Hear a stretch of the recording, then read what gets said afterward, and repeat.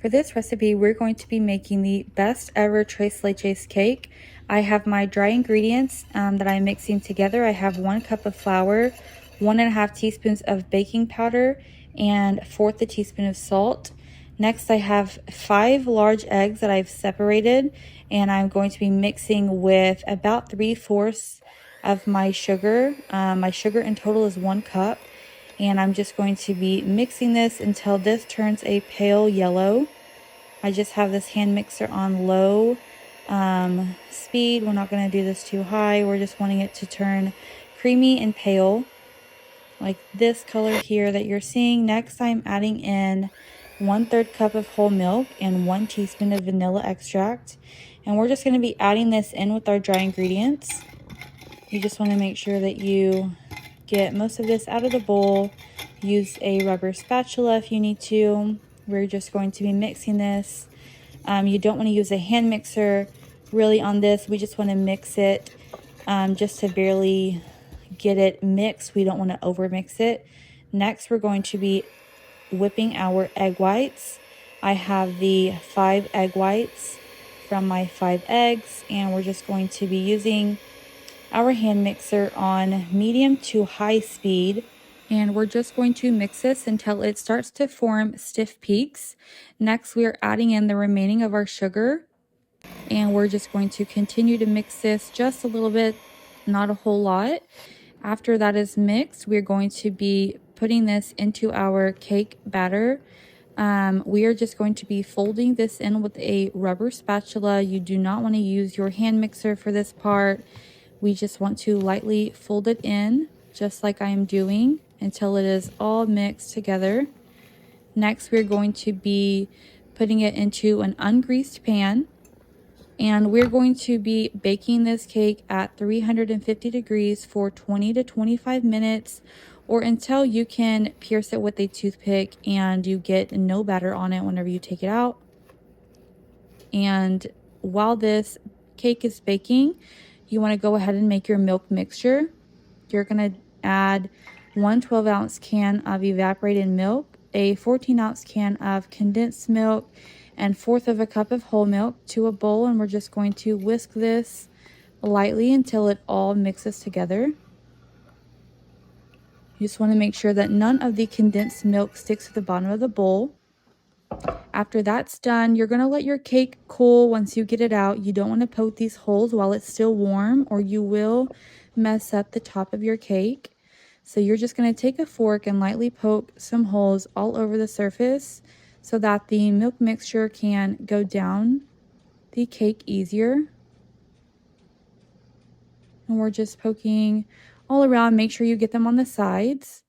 Next, I'm just going to be using a spoon to spread my milk mixture across the cake. You could just dump this all in one dump if you would like and just smooth it across. I'm sure that would work, but I wanted to make sure I got some on all of my cake and it was pretty evenly distributed, so I decided to do it this way. So whichever way you decide, we're just going to make sure that it is all around our edges. You don't want your cake to be dry, so this part is crucial to make sure that your cake is pretty much drenched in this milk all over. Next, we're going to be adding our heavy whipping cream into a bowl. This is for our whipped topping that will go on top of our cake. I have 1 pint of heavy whipping cream. I have 3 tablespoons of powdered sugar, and I have about 1 teaspoon of vanilla extract. And we're just going to be mixing this with the hand mixer on medium speed. And you want this to get thick, not too thick, because it will start to get like really grainy if you accidentally mix this too much. So you want to be careful not to mix it overly. And right here it is almost done. This is what it will look like whenever it is complete. Next, we're just going to be adding this on top of our cooled cake.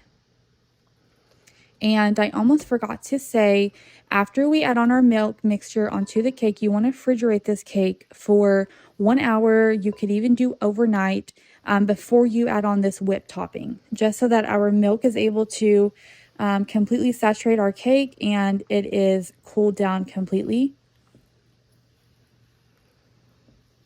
And you just want to take a rubber spatula, just like I'm doing, and just smooth, make a smooth surface all over the top of the cake with our whipped topping.